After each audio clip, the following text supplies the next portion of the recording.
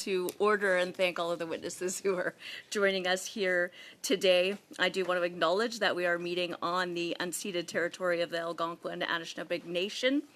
And welcome to meeting number 39 of the House of Commons Standing Committee on Natural Resources. This meeting is taking place in a hybrid format, and I do need to remind participants of the following points. Before speaking, please wait until I recognize you. For colleagues here, I realize how hypocritical that is of me when I'm sitting in that chair, but anyway, moving on. For those participating by video conference, click on the microphone icon to activate your mic, and please mute yourself when you are not speaking. I would like to remind witnesses that committee members may ask questions in either French or English. So if you will need interpretation, just please take a moment now to prepare your earpiece and select the listening channel you need in advance in order to take full advantage of the time that's been allotted for questions and answers. And for members participating in person or via Zoom, please raise your hand if you wish to speak. The committee clerks and I will do our best to maintain consolidated speaking orders.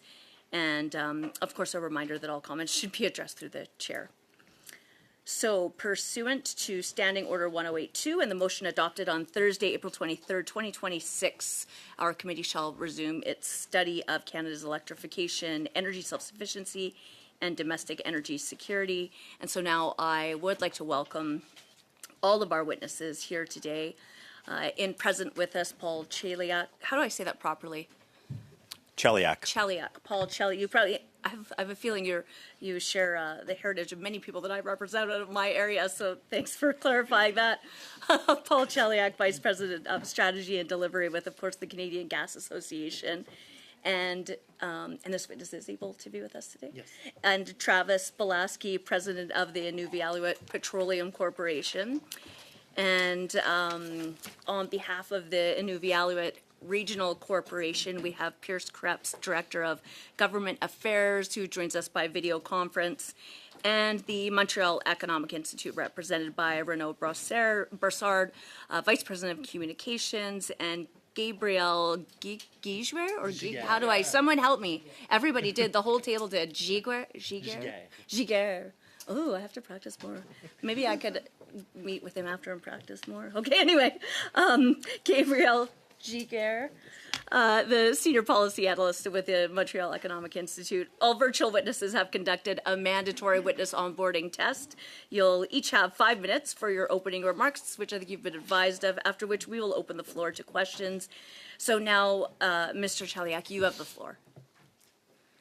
Thank you, Madam Chair, and thank you all members for the opportunity to appear today. The Canadian Gas Association represents Canada's natural gas pipeline industry. We operate 600,000 kilometres of infrastructure, serving 20 million Canadians with energy every single day. Through this system, natural gas meets 40% of all of Canada's energy needs. CJ and its members advocate strongly for bringing transparency to the domestic energy conversation, and we offer our support to the committee as they undertake this ambitious study.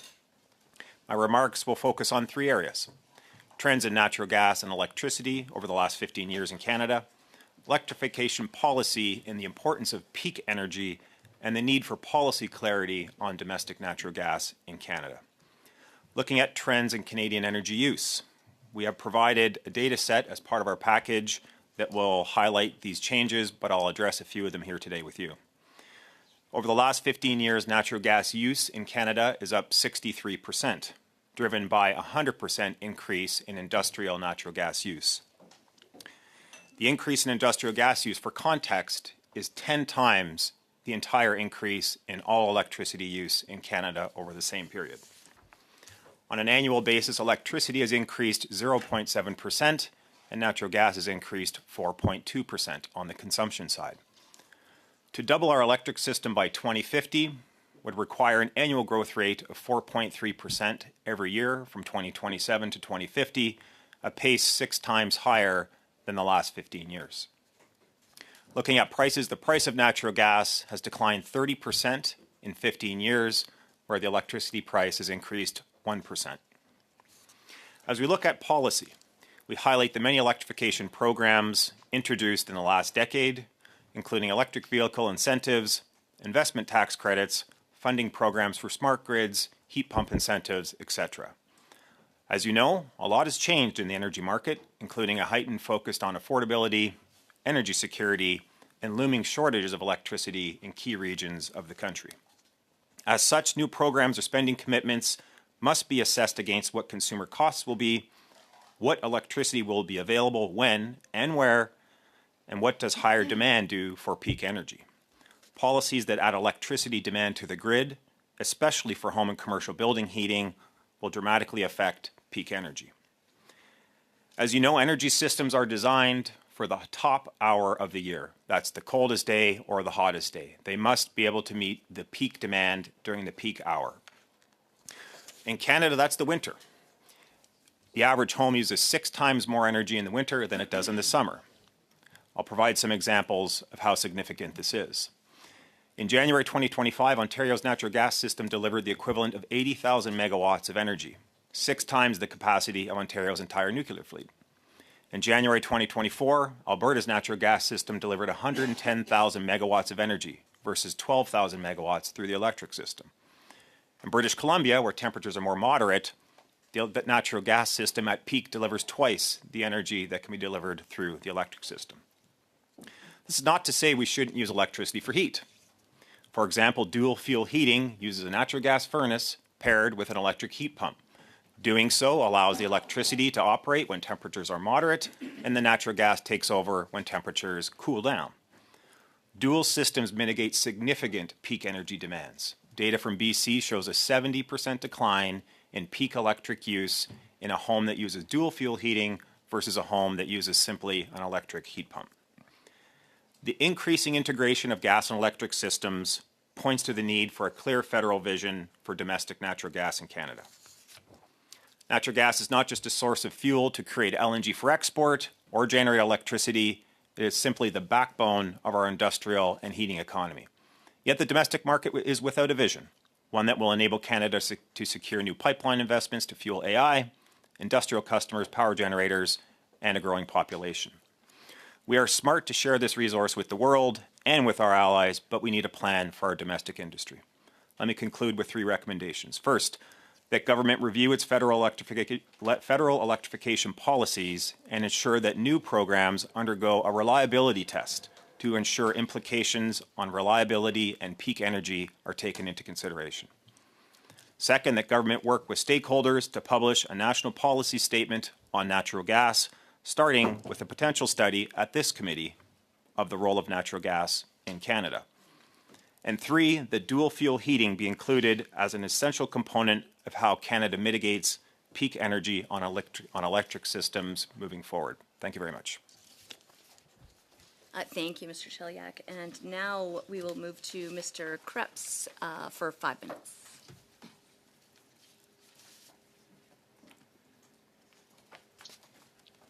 Thank you, Madam Chair. Good afternoon, and Koinani, Madam Chair, honorable committee members, and Mr. Clerk for your invitation. My name is Pierce Kimiksana Krebs. I'm the Director of Government Affairs at the Inuvialuit Regional Corporation in Inuvik.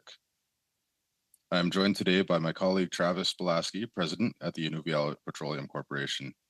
We are delighted to present to the committee today on the Inuvialuit Energy Security Project. Madam Chair, I would like to start off by giving some background information about the Inuvialuit. We are located in 6 communities across the Western Canadian Arctic, with Inuvik NWT being our regional hub. In 1984, our people ratified the Inuvialuit Final Agreement, which established the Inuvialuit Regional Corporation. A majority of our 5,000 plus beneficiaries live in the Inuvialuit settlement region. Our modern treaty, as we call it, Madam Chair, also established several corporations to serve distinct purposes, including the Inuvialuit Land Corporation, to hold our settlement lands over which we own surface and subsurface rights, and the Inuvialuit Petroleum Corporation to facilitate the engagement of Inuvialuit in the energy and resources sector. Madam Chair, the Inuvialuit settlement region has a long history of natural resource development. The Berger Inquiry was established over 50 years ago to investigate the impacts of major proposed developments on and around our lands. The inquiry found that our rights must be respected and we must have economic self-determination. Today, Madam Chair, the Inuvialuit have determined that the Inuvialuit Energy Security Project can deliver us economic benefit while maintaining our identity and our environment. Now, Madam Chair, I would like to pass the mic to Mr. Belaski. Thank you, Mr. Krebs, and good afternoon, Madam Chair and honorable committee members. The Inuvialuit settlement region of the Western Arctic is very rich in natural resources and one of the largest untapped oil and gas reserves in the world, which is well understood by the many decades of drilling and investigation which has occurred. Yet the region pays some of the highest energy costs in Canada for both household and commercial users. It is not uncommon to see a monthly heating utility bill well over $1,000 per month per household. One community, Inuvik, has benefited from 25 plus years of local gas production to manage energy costs somewhat, but even that resource is now at end of life, and all energy needed for the Inuvialuit settlement region is now imported from southern Canada or internationally.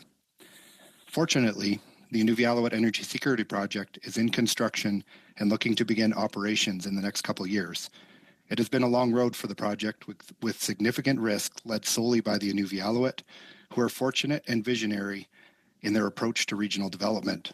By the time the ISP is operational, it will be over a decade of development and effort since inception.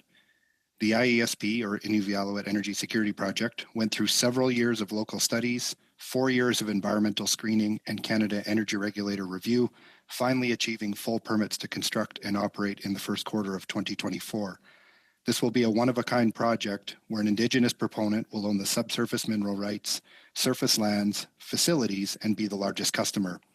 Consultation began early in 2018, is ongoing, and will continue throughout the life of the project, making sure that local concerns are adaptively managed as the IESP progresses through its various life stages.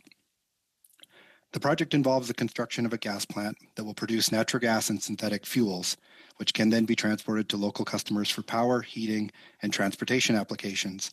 The IESP will reduce reliance on expensive southern fuel and exposure to intermittent access. Based on the estimated reserves of the IESP resource, the project will be able to operate for 50 plus years as currently designed. The IESP will create opportunities for local beneficiaries and mitigate the cost of living and doing business in the Inuvialuit settlement region for generations to come. The ISP has already performed over $50 million in local Inuvialuit business contracts and employs many local people and Inuvialuit beneficiaries. The project provides huge environmental benefits by reducing greenhouse gas emissions and eliminating long-distance hydrocarbon supply chains, greatly reducing the risk of hydrocarbon spills across northern Canada and our waterways. As mentioned, the Inuvialuit have led and spent significant risk dollars to develop a critical infrastructure project for the Western Arctic. The Inuvialuit Regional Corporation continues to work with many federal departments on advertising the many benefits which the IESP provides to the North and Canada, but is still seeking clarity from several federal departments and ultimately further government support. The IESP aligns very well with Department of National Defense Arctic initiatives, as well as the potential for major projects across the North. Permitting is mostly in the rearview mirror at this point, but looking forward, reducing the capital burden and cost of capital on Inuvialuit is a key priority of the project and the Inuvialuit Regional Corporation. The end price of the product is driven by the infrastructure cost to build and operate, and not by typical commodity markets. This is a stranded, untapped resource, and the greatest economic opportunity for the project comes by reducing the Inuvialuit financial risk to build and operate. We thank you for your time and the opportunity to speak today, and look forward to the questions. Thank you. Thank you very much, and I hope all colleagues will indulge in support that I just allowed him 39 extra seconds to finish the statement. Thank you. So now to Mr. Brassard, you have 5 minutes. Thank you so much. Bonjour à tous et à toutes. Je tiens d'abord à vous remercier d'avoir invité. Thank you, everyone. I'd like to thank you for inviting the MEI to discuss a very fundamental issue to our economic future, which is energy security.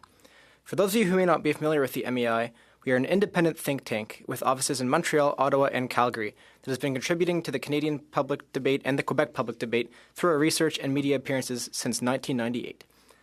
Recent years have clearly shown us the impact that geopolitical upheavals can have on energy prices in Canada. The invasion of Ukraine in 2022, and more recently the war in Iran, are striking examples. Whenever an event threatens the energy supply, anywhere in the world, Canadians feel the effects at the pump. This is also reflected in our businesses' energy bills, resulting in higher consumer prices for individuals. Canadians are not alone in facing these rising energy prices. Since markets are globalized and competition is fierce, prices follow the same trajectory worldwide, even though Canada remains a major producer. In this context, the best way to secure a steady energy supply at an affordable price for Canadians is therefore to allow our energy producers to help stabilize global supply, that is, to enable the construction of the infrastructure that would allow them to transport the resources they produce to the markets that need them. Unfortunately, over the past decade, a series of policy decisions has hindered our ability to secure the supply. Canadians are not alone in seeing the price of energy jump. As markets are globalized and competition is fierce, prices follow the same trajectory all around the globe. This is true despite Canada being a major producer of energy. In this context, the best way to secure a reliable and affordable energy supply for Canadians is to allow our energy producers to help stabilize global supply. This means allowing the construction of the infrastructure that would allow them to ship the resources they produce to markets that need them. Unfortunately, over the course of the last decade, a series of policy choices have impeded our ability to secure the supply. Le caractère arbitraire et hautement The arbitrary and highly politicized nature of our project assessment processes have undermined these efforts. Rather than establishing clear criteria based on risk mitigation and maximizing benefits for the country, current processes ultimately depend on the discretion of the sitting minister to approve or reject the construction of a major project. This is just as true for pipelines and mines as it is for wind turbines and roads. The result is greater uncertainty, leading to less investment and ultimately fewer proposed projects. The unfavorable decisions made regarding the Quebec LNG project, for example, have contributed to the isolation of Canada's gas resources. For several years, it was even claimed that there was no demand for these resources, despite repeated requests from our allies in Europe and Asia. While we did not rise to the occasion back then, it seems we now have another chance to do so. This is exactly the opportunity Canada must seize. We've seen the benefits of this through the few projects that have been built, LNG Canada in Kitimat and the expansion of the Trans Mountain Pipeline in Burnaby. The commissioning of this infrastructure has enabled Canadian resources to reach new markets. The share of our oil exports outside the United States, for example, has risen from 3 to 14%. For natural gas, 7% of our exports now take a route other than the one heading south. This allows both the rest of the world to obtain a more reliable energy supply, helping to stabilize prices here and elsewhere, and Canadian resource producers to obtain fair value for these resources, making our economy stronger. This is why a gas pipeline and liquefaction plant on the East Coast, such as the one proposed by Marinvest in Baie-Comeau, should be prioritized. By establishing natural gas to Quebec's North Shore from TC Energy's main network, this project would allow us to reach European markets, which are eager for new natural gas supplies. We saw evidence of this demand just yesterday. To secure a reliable supply of Canadian natural gas, the Germans are willing to go all the way to British Columbia, to pass through the Panama Canal, head up to the North Sea to reach the gas terminals there, a journey that would take more than 26 days by ship. The same ship, departing from the port of Baie-Comeau rather than Prince Rupert, would take just under 8 days to reach its destination. As you can surely imagine, a journey of such duration is reflected in transportation costs. If the Germans are willing to pay for it today, it is largely because the reliability and stability of supply that Canada can provide has value. It is clear that if such a gas terminal were operational in eastern Canada, we could meet a larger share of European demand for natural gas, thereby helping our allies and stabilizing energy prices. There is no doubt that Canada has everything it needs to become a reliable supplier of gas and oil. We have abundant resources. Our geographic location, as I mentioned earlier, is more than enviable, and importing countries are currently seeking new reliable suppliers. All that is missing is a project evaluation process based on clear criteria rather than on the whims and discretion of the minister in office. This is our best chance to build the projects Canada needs to help stabilize the global energy supply, and in doing so, secure a reliable and affordable supply for Canadians. Thank you very much for your time and attention. Merci. Et en tant que présidente, je vais me retenir, mais je suis vraiment ravie de vos témoignages. Nous allons passer à la première ronde de questions pour 6 minutes. Monsieur Grolot. Chair. Thank you, Madam Chair. Dear colleagues, thank you for having us here. Thank you for welcoming me here today for the first time at the Standing Committee on Natural Resources. Mr. Giguère or Mr. Brassard, I hope you're doing well. Thank you for being here. Facing geopolitical instability, how vulnerable is Eastern Canada when it comes to oil and gas? And how do you see true economic and energy autonomy for our region? Thank you for the question. To answer your first question, yes, Mr. Giguère and I are doing well. When it comes to Canadian supply chain security, we're not going to run out of gas in gas stations, for example. But we're in a situation where we might see prices increase. Even though Quebec doesn't get oil from Iran or from the Strait of Hormuz, the prices of oil and gas have increased. When a resource is sold in Quebec or in Asia or elsewhere, it's the same resource and therefore it's the same price. Like I was saying in the speech, the best way to have a stable supply and also an affordable one is to help stabilize global demand. And a lot of our infrastructure is available to supply the Asian market. And we could also help stabilize the European market. So Quebec is very dependent on electricity, but do you think that Quebec's dependence on electricity without a reasonable oil and gas backup puts the energy system at risk? Thank you for the question.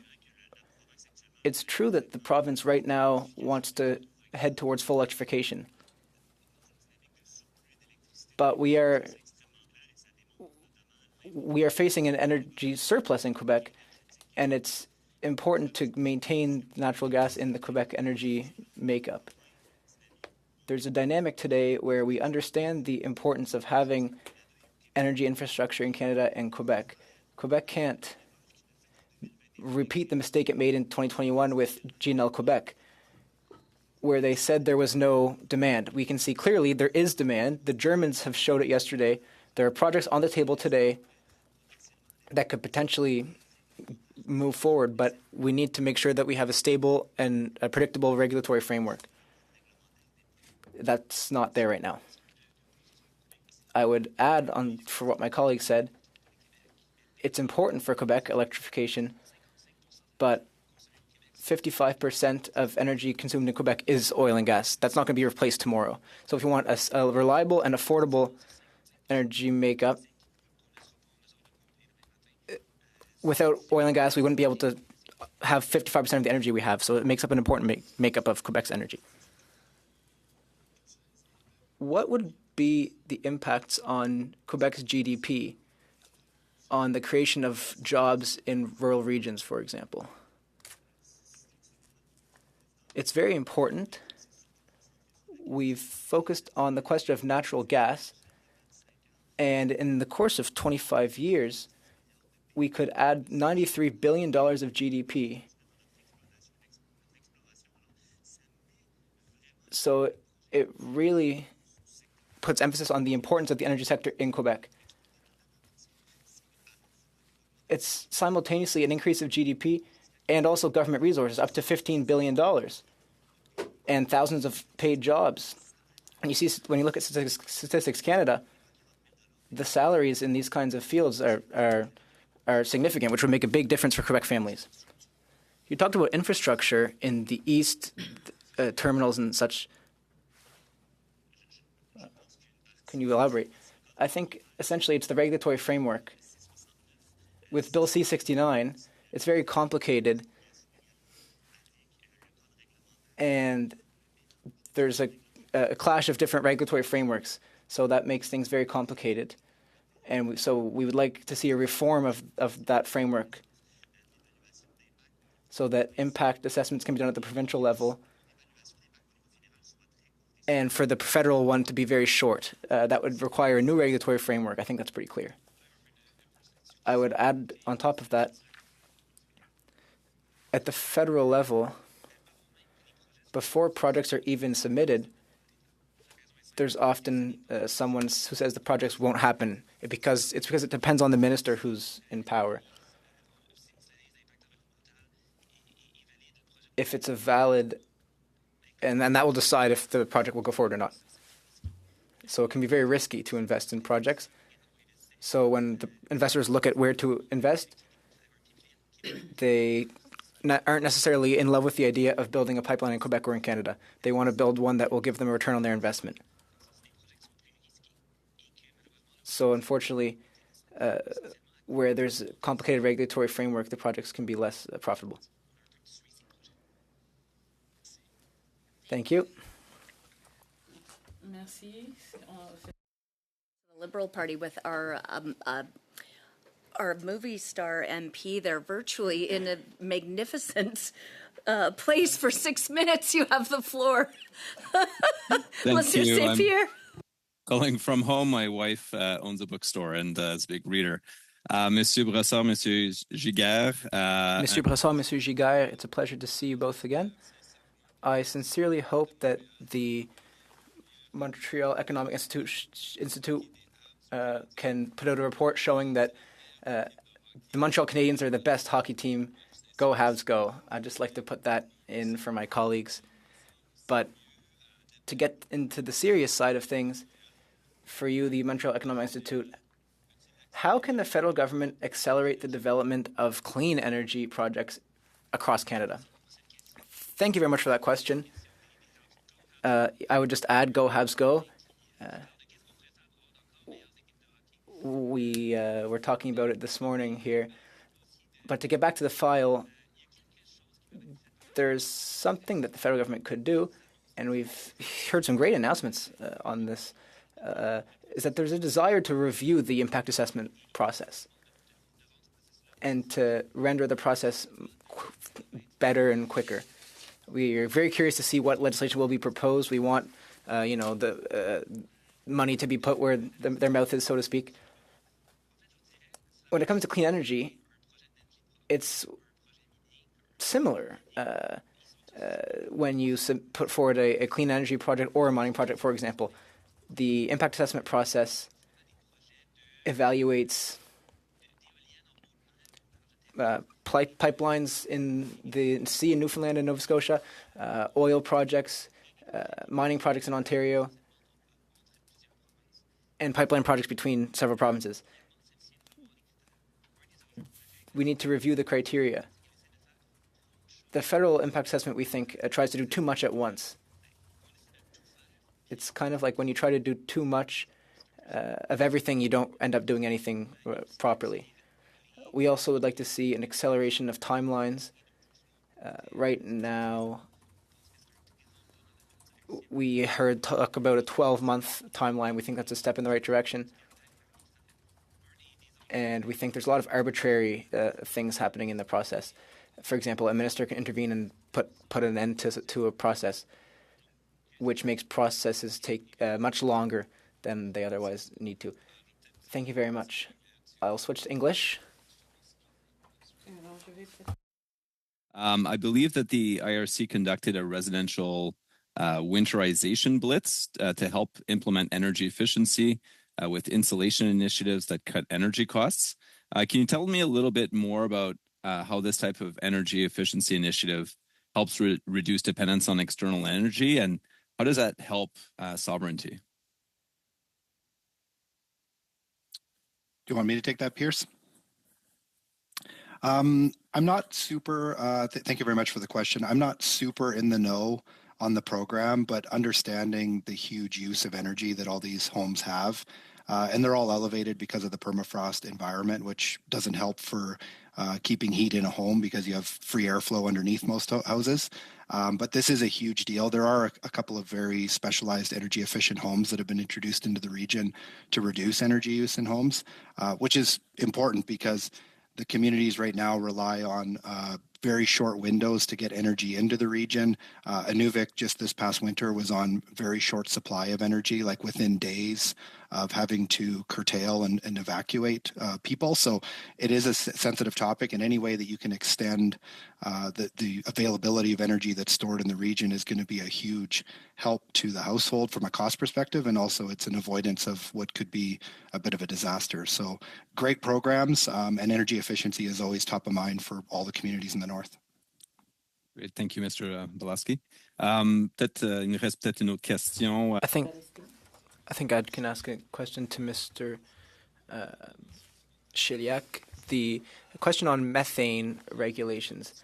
The new regulations on methane, can they create jobs in Canada? And can those help companies, including many of your members? Merci. Imposing an additional cost on a private entity. So that additional cost will be spent into the Canadian economy. So I guess one answer to the question is yes, you will create jobs due to the regulatory compliance obligations. The challenge that the members have with what has been proposed is the continuous monitoring technology solution. They don't feel is the most accurate way to track and monitor methane emissions on a 24/7 basis. And so we are currently working through a guidance document with the government to add more specificity to it. Maybe one last quick question on that.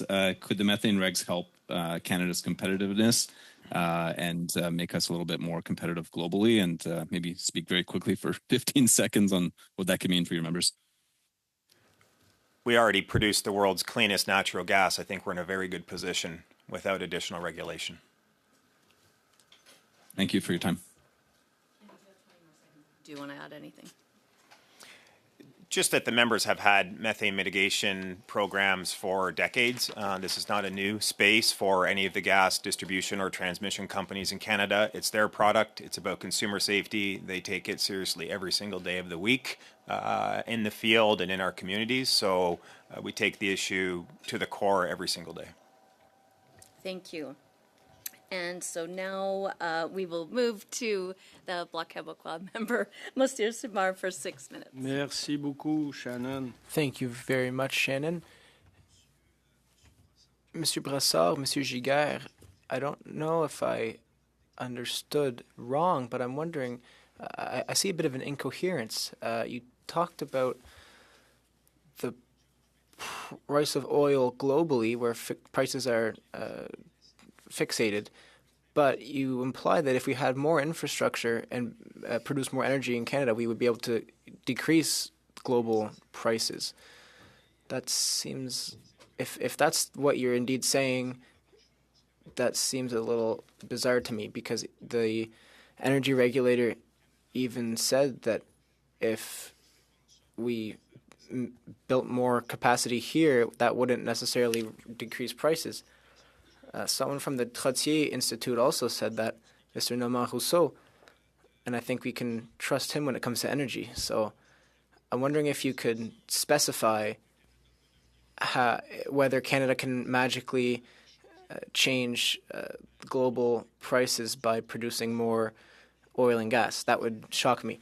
Another thing, I don't want to rewrite history, but GNL Quebec was in my area. Originally, the Quebec government was in favor, but the Quebec government changed its position when it realized that the developers were asking for public money, and that is the challenge regarding infrastructure. No one wants to pay with private money. That's the same thing today with oil infrastructure. Enbridge, the big boss of Enbridge, came and said, there's too much risk. I'm not willing to pay for these oil and gas infrastructure projects. And between 2021 and 2024, they made $131 billion of profit. And they're going to make even more money because the price of oil is very, very high. They're not ready to invest in infrastructure. Worse than that, we saw in the last few years a significant increase in production, but a decrease in jobs. So they're ready to invest in automation so that their production costs decrease. Fewer jobs, we'd have fewer economic benefits, but they're not ready to invest in infrastructure. So that's why I find that your argument was a little bizarre, but I'll let you take the floor. Maybe you can convince me. Thank you for your question. I don't know if I'll be able to convince you of anything, but I know that the person you mentioned has a good knowledge of energy. A significant principle in economics is supply and demand. When there's things that go wrong on the supply level, Canada can't magically fix things, but the lack of transportation infrastructure reduced our ability to respond in the markets. Yes, I understand very well. If you have the numbers, it's my time. I can use it as I want. If you have numbers that you'd like to present to the committee, maybe we can educate people in the Canada Energy Regulator and Mr. Rousseau as well. But anyways, there are main rules of capitalism, and one of them is that you put your money at risk. And unfortunately, the people in business don't want to do that. They don't want to take on risk. That's why we find ourselves in a situation where the only infrastructure that's been built in the past few years is the Trans Mountain Pipeline, and we paid for it collectively, $34 billion. Is it because there's too many regulations at the government level? Maybe, but the businesses also have responsibility. And we've seen it for a long time. Businesses don't take responsibility. They don't want to invest in infrastructures. If you have numbers to change my mind, I'm all for it.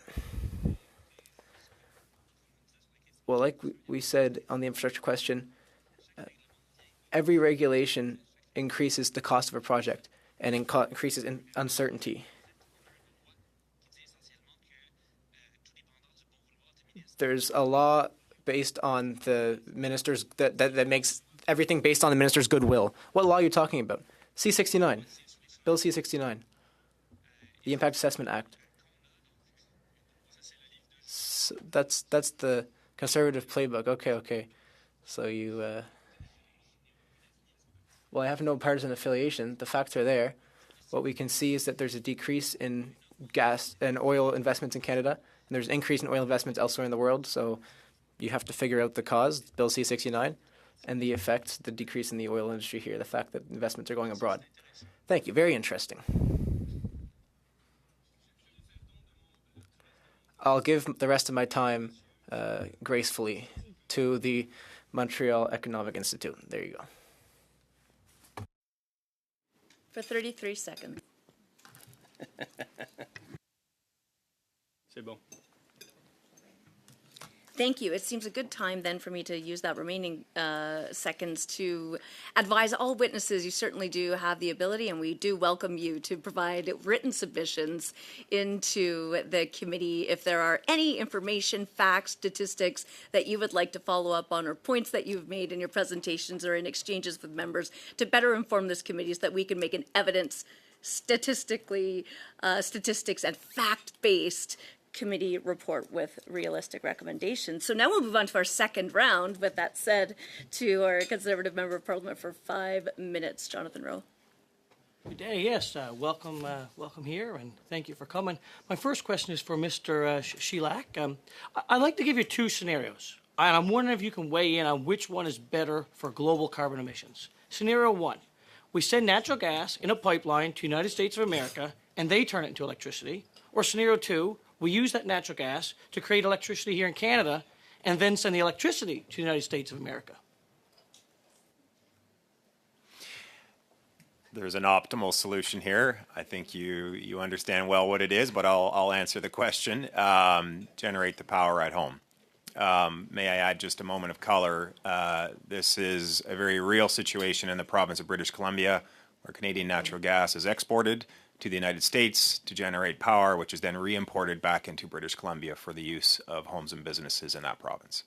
And to me, that blows my mind, because the emissions are the same, but yet the revenue and profits created and jobs created would be much higher for Canada. Because, as you mentioned in your statement, as the electricity prices are rising while the natural gas prices are falling, creating even higher profit margins for Canada. And it's amazing that there's actually rules in place in Canada that prevent us to do that. I mean, it's unbelievable. So do you think that now that there's a massive energy for AI, demand for AI, it's essential for national defense and security. Do you think we should continue selling that natural gas to the U.S. to use that electricity to power their data centers, or do you think we should use that electricity, make electricity here in Canada, and use it for data centers here in Canada? Well, I think that's not as simple as it may seem. The gas that flows to the United States, which is a great partner of Canada on energy and will remain a great partner on energy, those are under contract. So people have paid for access on those pipelines and they will use it. That's a binding contract. And so there are some business and contractual realities that exist. Should Canada pursue data sovereignty with all energy sources on the table? Absolutely. We met with government yesterday, and it seemed that there was an aspiration anyway to ensure that all energy sources are on the table as Canada aims to increase its data sovereignty through data centers. And, we're right now, if I understand correctly, we have rules in place in the name of saving the environment that kind of prevents us from building liquefied natural gas facilities, or at least makes the permitting very long to not allow that to happen. So right now, from what I heard when I was in Alberta, we are actually selling our natural gas into the pipeline for less than a nickel per unit. And then the Americans are taking that, turning it into LNG product, and selling it for over $12 a unit. Are we actually helping the environment by doing this, or are we just helping Trump's economy by sacrificing our own? Again, the natural gas that's flowing to the United States is under contract. As you know, there's significant LNG development in Canada. There's a fairly frantic pace of development on the West Coast, which will alleviate some of the challenge. But most certainly there is an analogy where there's a tap and there's a drain, and the money is made at the drain. Yeah, absolutely. And I've got a question here from my friend Broussard. I had this question wrote up before I came here, and you almost nailed it on the head when you in your speech. But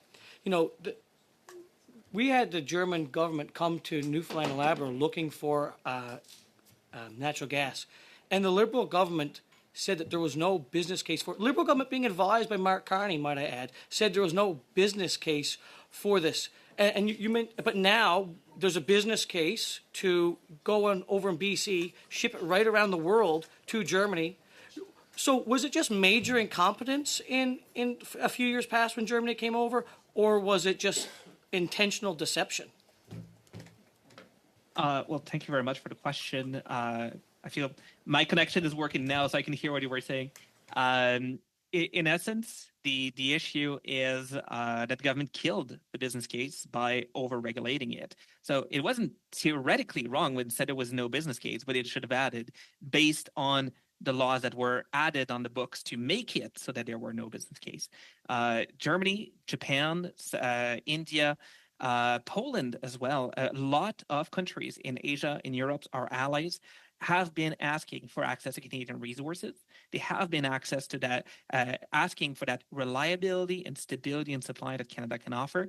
And unfortunately, for the last decade, the government has been saying no. We feel that there's finally a little bit of a shift. It's good to see that shift happen, but it is 10 years too late. Thank you. Thank you. And that concludes perfectly on time for that round. So now we'll move over to the Liberals for 5 minutes to Mr. Sini. Thank you. Thank you for all the witnesses. My question is to Mr. Broussard. Can you share your views on one project, one review agreement that the federal government has signed with the provinces? How can such agreement benefit energy and electricity projects? Thank you very much for the question. We see it very, very favorably. Last year, some of my colleagues wrote a very long research paper on how we could fix the issues with C69. And one of them was to actually respect the provincial assessment processes and see them as sufficient. That comes, as a Quebecer, for me, that comes as a strong respect for the importance of provincial autonomy in those decisions. But the fact that the the province assessments are good enough, removes duplication, and reduces the cost significantly to go through these processes. So if the cost is reduced, but the benefit is just the same, it is something that helps steer investment our way, and it makes the business case that much more appealing. And reduces the uncertainty as well, as you don't have to file two different reports with a couple of different commas here and there in both, and wait for the approval of two different entities. Mr. Shalak, how can developing natural gas infrastructure support the growth of LNG export projects? I mean, I think it's essential to look at a project with three components. You have the supply, you have the demand, and you have the infrastructure to move it between the 2 points. And so if you look at it in the context of a Canadian LNG project, you obviously need a pipeline to move the gas from where it's produced to where it's going to be liquefied to be exported. And so those are the three parts of the project, and without the infrastructure to move it to the liquefaction terminal, you would not obviously have the ability to create the LNG and export it. My next question is for Travis. How can the Government of Canada support Indigenous equity and leadership in energy projects? How can such efforts benefit Northern Indigenous communities? A couple of things on this. There was a lot of talk earlier about permitting. The Inuvialuit Energy Security Project actually went through a lot of the permitting debate that was talked about a few minutes ago. We were through the CER process. There was definitely a lot of overlap between regional consultation and environmental review and with what the federal department was doing. So even for a relatively small project like ours, only like a $500 million type number, we were 4 years in the permitting process, which is far too long. And I don't think external investors would have had the patience to do this. Kudos to the Inuvialuit with sticking with it. The second thing is we're actively working. We have funding with the Canada Infrastructure Bank. We're looking to expand our funding with the federal government. And there's a whole bunch of programs that have been announced, but it's very unclear how they all work together, whether it be something that's backed by D&D, the Indigenous Loan Guarantee Program, the Canada Infrastructure Bank. It's not easy for even ourselves as an Indigenous proponent to come to the government and get clarity as to who's going to help and what that's going to look like. We kind of get passed around between the various departments. And the Inuvialuit are fortunate that we have good access to government, and it's still not clear to us. So clarity of permitting and financial support is top of mind. Mr. Shalak, I lived in a small community of Williams Lake for a lot of years. If you go 10 or 15 miles outside of the community, there are a lot of Indigenous communities, at least 15 that I can think of. There's no natural gas right within our own homes. Why is that such a complicated issue? Yeah, thank you for that. The fundamental challenge is any utility in Canada is only permitted to connect a community where the users of the product, whether it's electricity or gas, will pay back the cost of the infrastructure over a 40-year period. And so the regulator looks at how many people are in that community, and if the equation doesn't work out, the utility is not permitted to build the infrastructure. Sometimes they can get half the way there with the formula, sometimes 3/4, sometimes, not very far at all. So that's the regulatory limitation that faces any regulated monopoly, which all utilities are in Canada.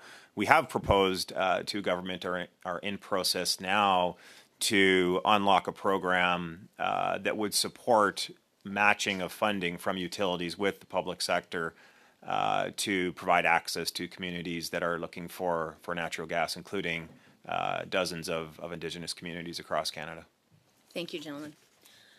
So for the next round, over to Monsieur Simard for 2.5 minutes. Juste avant de débuter, Shannon, je veux juste... Before starting, Shannon, I just want to make sure that Mr. Sheliak understands the translation. Okay, good. Thank you. In your speech, you talked about the difference in prices between gas and electricity and the evolution of those prices that maybe happen less quickly with gas. It's possible, but I'd like to understand, and if you have some numbers, that would be interesting for us to see. I'd like to understand the outlook of energy in Canada and how it's not linear. There are distinctions depending on different provinces. So for information, 40% of Quebec's energy comes from hydroelectricity and 17% for all of Canada. So there are those distortions that we need to consider. And I don't think we pay the same price in Quebec, or rather a realistic price in Quebec. So our cost is not as high for hydroelectricity. I'd like to specify that there are less than, the peak time is less than 300 hours per year. We're not in a huge lack of hydroelectricity. There's a little bit less than 300 hours per year that become problematic. Getting back to my question, is there a sort of a ventilation? Because gas is also a sort of electricity that could be doubled with other sources and used to decrease prices. But do you have a breakdown rather per province, in the global and in the general energy outlook? It would be beneficial for us to have that. Canada Energy Regulator called the Energy Futures Report that looks out to 2050, models supply, prices, demand for all regions of the country. I would definitely refer you to that. On prices specifically in Quebec, I think it's important to recognize that the industrial electricity customers in Quebec subsidize the residential customers. So the bill a Quebec residential electricity customer pays is about 7 cents a kilowatt hour. Commercial pays almost double that. And so there is an artificial skewing of the residential price of electricity in Quebec. There's many different reasons for that, which I won't comment on today. And so it's important to look at sort of market distortions alongside the actual price people pay. Thank you, gentlemen. Definitely. And if you wanted to provide a written submission after, you could add a few more of those factors for Mr. Smart's questions. And so now for 5 minutes, we'll move to our Conservative Member of Parliament, Mr. Canna. Thank you, Chair, and I want to thank our witnesses for being here today and sharing their insights on such an important issue, especially during a time where we need affordable, reliable energy right across our country. I represent a rural community, Oxford County, a lot of farm operations. A lot of folks do rely on natural gas to heat their homes, run their operations. My first question is for Mr. Brassard. You spoke about roadblocks that this government has been setting up in the last 10 years. You spoke about some of the challenges that you've seen. Do you mind listing those challenges out, those policies that were problematic when it comes to supporting affordable natural gas and providing it to Canadians?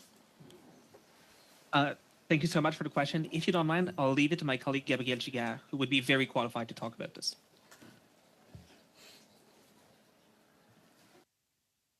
I'm very sorry. Could you repeat the question, please?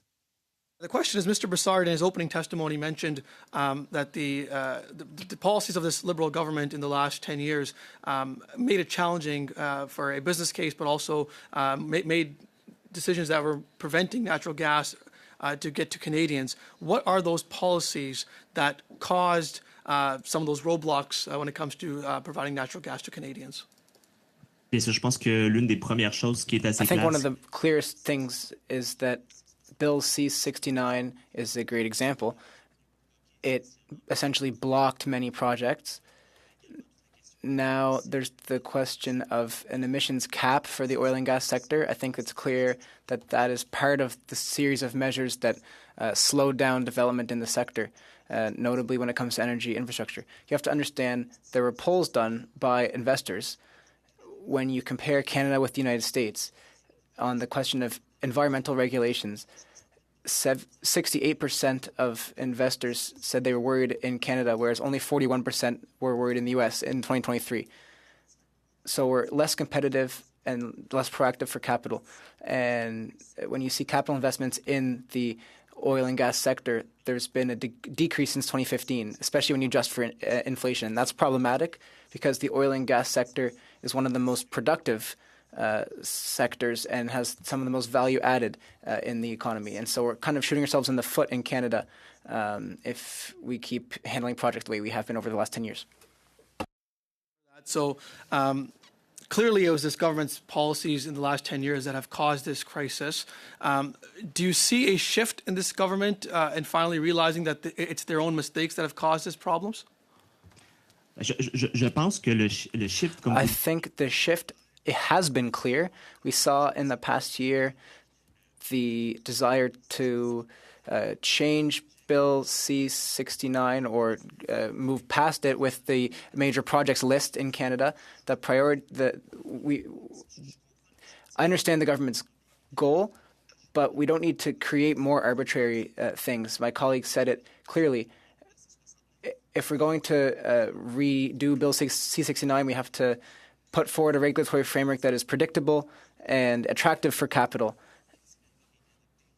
And so they seem to have reversed the law that was put in place in 2019. So we now need to put a new regulatory framework that is more proactive because we are behind. There's one LNG project in Western Canada that is operational. The United States have many more. We are behind today. Come to the floor of Parliament. They haven't repealed their anti-energy laws at all. But this a question for Mr. Bileski. I know you were talking about permitting. Canada has been one of the slowest countries in the OECD when it comes to permitting. You said it took almost 4 years. How does that compare to other countries versus Canada? Because I know in the previous testimony it was mentioned that investors weren't confident investing in Canada, and ultimately it's Canadians who pay the price for that. Can you please give us a comparison with other jurisdictions, please?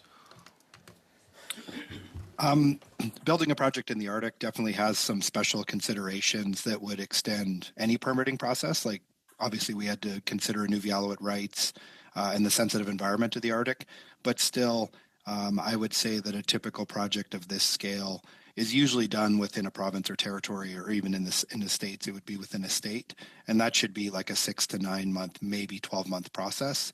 Taking into consideration the Arctic, there would be a bit more time, but 4 years did seem like a long time.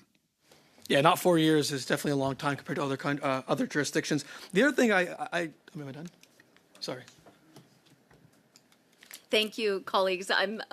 Apologies for cutting my colleague off here. You are at time. And so now for the last round, we will move over to Mrs. McKelvey. Thank you so much, Madam Chair. My first question is for Mr. Bileski. I was just wondering if you could walk us through, you mentioned a major project that you have underway and the emissions reductions that will happen through that. So I'm just wondering, can you speak to the size, scale of that project? And, what does that mean for energy sovereignty in the area? Does this take you to 100% reliant on energy from Inuvialuit? Or, how close will you get on this single project? Yeah, for sure. So this project is right around $500 million. It kind of teeters on discussing with Major Projects Office. I don't know if we would consider this a major project yet in the grand scheme of the country, but it can unlock the opportunity for other major projects. So I don't know if we're quite in the major project designation. As far as emissions and opportunity as far as fuel displacement, this will supply synthetic fuels and natural gas, which will be power and heating and transportation for the majority of the region. And the reason I say majority is you'll still have things like gasoline in vehicles. That's the only thing that will not be displaced. But any sort of major transportation, heating or power will be fueled really throughout kind of the Western Arctic. This is the Kitikmeot of Nunavut, the northern Northwest Territories, and the northern part of Yukon. So environmentally, you have huge savings. You're not transporting fuel over large distances. I think you're on the order of 40,000 tons. Do you know roughly how much that is? And if I look at 40,000 tons, that's the equivalent of 8,700 gasoline cars off the road or energy of 5,000 homes. Do you have ballpark estimates on what that savings looks like? From a CO2 perspective, that's a pretty good number. Madame McKelvey, it depends what basis you use, but we've seen numbers like tens of thousands a ton is a good estimate of what we're displacing. Obviously, the majority of transportation and some of the production emissions. And then there's other benefits. So maybe can you speak to some of the socioeconomic ones? Do you know how many jobs will this bring to your area? And what more can we do to help ensuring that you have the skilled trades and they're local, and that really, locals are able to fully benefit from, the economic wealth that this can generate for you? So right now, any energy that's imported into the region, I would say 95+% of that revenue leaves the region. It's all imported fuels that's produced and brought into the region by others. This will totally flip that equation, where the Inuvialuit owns subsurface to surface. All of that revenue will be generated and stay in the region. It'll create the job opportunities. For a region that's only several thousand people, we're seeing kind of 100 to 200 local construction jobs, over $100 million worth of construction contracts to local businesses, and then 50 plus direct jobs plus the indirect jobs, which is a substantial number for when you're talking about a small community. Capacity building, it's difficult. Education's limited in the north. We have to work with southern partners. And my next question is for Mr. Elias. Having gone through this process, what advice do you have for other communities that are looking to do something similar and generate sovereignty for themselves, especially throughout Northern Canada?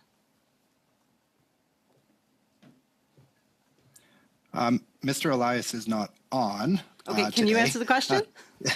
I can do my best. I think that there's a lot of learnings. It's a fortunate region where there was well understood oil and gas reserves. There's now access with the Inuvik-Tuk Highway, and we had an Indigenous group in the Inuvialuit that has fairly deep pockets and the wherewithal to progress this. It takes a good combination to build a large project, right? And this part of the Western Arctic is fortunate. I do think other parts of Canada can learn and benefit from this. But it will take more support probably to get them there. So I'll squeeze in one last one. Hopefully I can make it through it. As we are looking to roll out the defense industrial strategy, one of the things that is important is northern security, northern sovereignty. If we're ramping up satellite surveillance, is it important for us to collect high resolution magnetic gravity, LIDAR, et cetera, so that we have that information available for communities that might want to take advantage of their natural resources? I think any development in the Arctic is going to be good and support that initiative. So the more that we can understand it, will encourage investment and development to support these initiatives. Yes. 30 seconds of you. I will cede my last 30 seconds. Okay, thank you. Well, thank you, colleagues, and thank you to all the witnesses here for your informative and eloquent expertise and for sharing that with the committee's members here as we will work to develop a report and potentially some supplementary recommendations. So that's all the time today that we have with this panel. Thank you all for being here, and we'll now just suspend for a few minutes to welcome our new witnesses and get set up for the next round.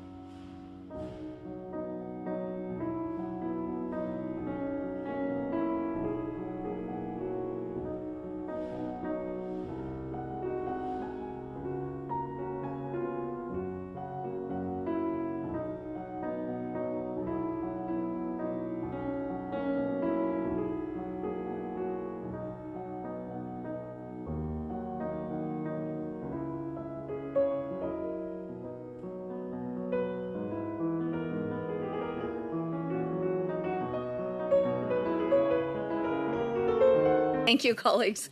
We'll now resume the meeting with our new witnesses. So I would like to welcome them on behalf of all committee members from Electric Mobility Canada. We have Daniel Breton, President and CEO. From Electricity Canada, we're joined by Michael Powell, Vice President of Government Relations. And for the Nova Scotia Independent Energy System Operator, we have Chris Milligan, Vice President of Planning and Procurement.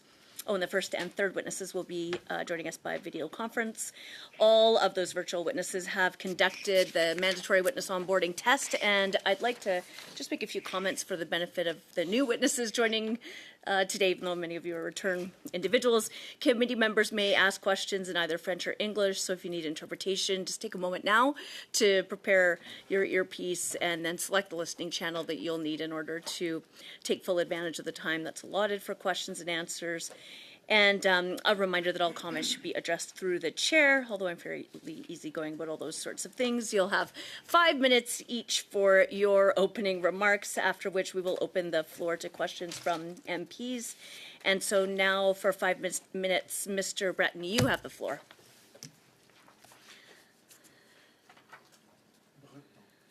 Merci beaucoup. Je suis PDG de Mobilité électrique Canada. Thank you very much. My name is Monsieur Daniel Breton, the CEO of Electric Mobility Canada, the Canadian Trade Association for the Transportation and Electrification Industry. This year, we're celebrating our 20th anniversary.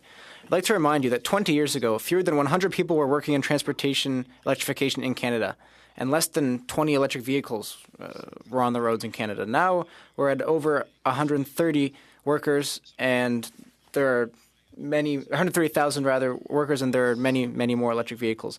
According to a 2025 EY report, we're projected to reach 600,000 workers by 2035 under a moderate scenario. As a whole, and electrification of transportation in particular. According to StatCan, there are now more workers in the electric power generation, transmission, and distribution than in oil and gas in Canada, even if oil sands production has increased by almost 50% in the past 10 years. According to the EY report, there will be more jobs in the EV industry than in oil and gas before 2035. While some people worry that the growing number of EVs will break the grid, quote unquote, as technology keeps evolving, light, medium, and heavy-duty electric vehicles will actually help the grid through vehicle-to-grid integration. Actually, we found through the utilities working group that EV drivers pay for more electricity, mostly consumed overnight when there's spare capacity, this more than covers the cost of necessary upgrades to handle EVs.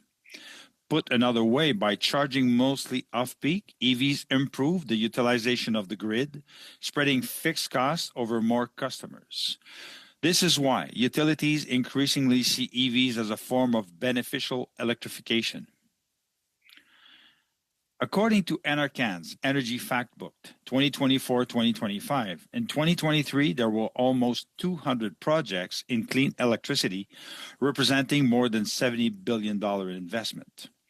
Hydro-Québec alone intends to invest up to $200 billion by 2035. So Canada's plan to electrify transportation and the economy is not far-fetched at all. It's actually pragmatic. Voici 4 doses de réalité. Here are 4 reality checks. The vast majority of jobs related to the electrification of transportation and the economy in general are jobs that cannot be outsourced. Whether it's critical minerals, electricity generation and distribution, or charging infrastructure, no matter what the U.S. president does or says, these jobs will stay here. For example, the James Bay Dam will therefore not be moving to the United States. At a time when many are talking about economic nationalism, I'd remind you that nearly 75% of oil sands projects are owned by foreign interests, and that the majority of these foreign interests are American. On the contrary, the vast majority of our electricity is owned by Canadian interests and is publicly owned. From BC Hydro to Manitoba Hydro to Sask Power to OPG to Hydro-Quebec to New Brunswick Power and a whole other host of other electricity providers across Canada, the profits and jobs stay in local communities. I'm old enough to remember the war between Iran and Iraq 45 years ago that led to an oil crisis. Here we are, 45 years later, with yet another oil shock. While fuel prices are yo-yoing all over the world because they're determined by international prices, the price of electricity is regional or even local. So while people who drive gasoline and diesel vehicles are suffering from these international prices, I and all other electric vehicle owners have seen virtually no difference in the price of electricity, which means we are much more economically resilient when we electrify our transportation and our economy. According to Health Canada, the impact on air pollution the impact of air pollution linked to vehicle traffic is estimated at nearly $10 billion and more than 1,200 premature deaths in Canada in 2015. Thus, electrifying our transportation and economy means we will save billions of dollars and thousands of lives annually. This is why we support the Canadian government's commitment to electrify transportation and the economy, whether through cars, trucks, buses, boats, trains, like the Alto project, all with the aim of creating quality local jobs and reducing greenhouse gas emissions and air pollution. Thank you. Thank you. Thank you for your testimony, and my apologies. I want to thank a colleague, but for my brutal anglicized pronunciation of your name, although you look like to be in a beautiful area, I wouldn't mind visiting, and you could teach me how to be a bit more effectively bilingual. Thank you for your testimony. Now we will move over to Mr. Powell for 5 minutes. Thank you, Madam Chair. Thanks, and good afternoon. My name is Mike Powell, and I'm Vice President of Government Relations at Electricity Canada. We're the national voice of Canada's electricity sector. Our members make, move, and deliver electrical energy in every province and territory. I want to start with 4 numbers for Canada's electricity story. One is 2%. That is the percent of Canada's GDP that is from the electricity sector, but it's the first 2%. All the rest is powered by electrical energy in one way or the other. The second is more than 80, and that is the percentage of Canada's electricity system that is non-emitting. Most of that's hydro, some is nuclear, and that puts us among the best and cleanest systems in the world. Third is 100%, and that is how much the electricity system is going to have to grow in the next 25 years to meet demand from new technology, population growth, et cetera. And last is $2 trillion, which is the cost of what it's going to take to do to meet that between now and 2050. That's the scale of the task before us. We'll have to do it across multiple electricity systems with different resource mixes, market structures, and regulatory environments. There will be no silver bullet or one-size-fits-all approach to meet this growth. There is a need to act with urgency and precision. So we're very excited when the government announced recently its new electricity strategy, Powering Canada Strong, which comes at an important time, as did regulatory reform proposals announced just before. These are major steps forward in reducing obstacles to building and supporting electricity system expansion. The test now is to match ambition with execution. Electricity will be central to how we grow our economy in a changing world. We have to get it right. I'd like to highlight 4 items to support this. First, Canada needs to develop a regulatory and approval system that supports investment and growth. We've seen substantial commitments to improving approval timelines and simplifying processes for major projects. But we also need to ensure that the same is true for all electricity projects, not just the largest ones. We cannot build at scale if smaller but equally essential projects are stuck in regulatory delays. We hope that recent commitments to single approval authorities, federal economic zones, and more flexible permitting processes will help with this. We also hope that these lessons can help improve permitting for existing infrastructure, whose operations can be saddled with red tape and regulatory delay. We were also pleased to see the government's intention to amend the clean electricity regulations. As we've said at this committee before, the CERs need to work in every jurisdiction in Canada. Provincial system operators are best placed to make operational and system design questions and to allocate electricity resources. Allowing appropriate flexibility for existing assets to operate longer will help keep energy on the grid, support customer affordability, and ensure system reliability. Second, we need to work towards an integrated Canadian electricity system. As shown in a recent report we did with Deloitte on interties, there are real opportunities to improve interconnections between jurisdictions to improve reliability and help our system grow. The federal government can partner with provincial actors to advance interregional planning and apply a benefit accrual framework to build and optimize our east, west, and north interconnections.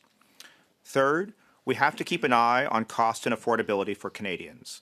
The scale of investment needed to expand the grid is on a national scale, and we must be mindful of the impact on customer bills.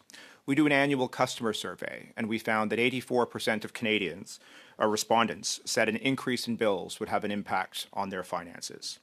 This is an area where the federal government must play a role. The Clean Electricity and Clean Technology ITCs offer support already, and we are encouraged that the new strategy commits to extending these ITCs to cover certain intra-provincial transmission projects. Other programs, like SREPS, which Strategic Renewable Electrification Pathways, we are an acronyms business, the CIB, the Indigenous Loan Guarantee Program, and others also play important roles. We believe there is a need to extend and optimize these programs, including ensuring they are designed to be as simple to use as possible and support the whole system, including distribution. There's also going to be more to do. The electricity strategy rightly acknowledges that for large and long-lasting projects, they offer a unique challenge and will need to think about different approaches. We look forward to those conversations. Finally, resiliency must be a fundamental in government action. Our grid is operating in an increasingly challenging environment, be it more extreme weather or cyber threats. We are facing growing labor shortages and supply chain constraints. The electricity strategy makes important contributions and asks important questions on these fronts. We need continued action on workforce development, supply chain security, and grid hardening. We need to develop an electricity supply chain roadmap that reduces trade risks and builds resilient supply chains in Canada, and to implement policies for skill development and attraction in our sector, and provide targeted funding to make our grids more weather resilient. We have a once-in-a-generation opportunity to get it right. We have to seize this opportunity. We look forward to working with the committee and government and with all Canadians to build the electricity system to make our country an energy superpower. Thank you. Thank you. And so now we'll go over to you, Mr. Milligan, for 5 minutes. Good afternoon. Thank you very much, Madam Chair, and thank you to the committee for the invitation to join you today. I'd like to start by acknowledging that I'm speaking to you today from Mi'kma'ki, the ancestral unceded territory of the Mi'kmaq people, which is covered by the Peace and Friendship Treaties. We're all treaty people. We all benefit greatly from the shared resources of this land. My name is Chris Milligan. I'm the Vice President of Planning and Procurement at the Independent Energy System Operator in Nova Scotia. I have over 15 years experience working in regulated utility landscape, and much of that's been leading electricity system planning activities. This includes the development of several integrated resource plans for the Nova Scotia electricity system, as well as responsibility for new system interconnections and energy resource procurement activities. I'm the Vice Chair of the Northeast Power Coordinating Council's Reliability Coordinating Committee, a member of Electricity Canada's Transmission Council, and a registered professional engineer in Nova Scotia. ISO Nova Scotia is an independent, not-for-profit organization created by the province's More Access to Energy Act to take on long-term system planning, new energy resource procurement, and transmission grid operations on behalf of Nova Scotians. Importantly, we're structured to be independent of governments, utilities, and independent power producers. Our mandate is to deliver a secure supply of electricity for the province, enable the transition to renewable energy, and to do so at the best possible cost to Nova Scotians. Over the last 9 months, we've been standing up this new organization and at the same time advancing several major priorities critical to maintaining a reliable electricity supply for the province. At a time when coal-fired generation is being phased out, the transition to 80% renewable energy is targeted for 2030, and demand for electricity continues to grow. These projects include our inaugural Integrated Resource Plan, which will identify resources and programs critical to meet our province's electricity needs over the next 25 years, overseeing transmission interconnection processes, crucial to reliably integrate new loads and resources to our transmission system, and procuring urgently needed new generation resources, including fast-acting natural gas, energy storage, and renewable energy resources.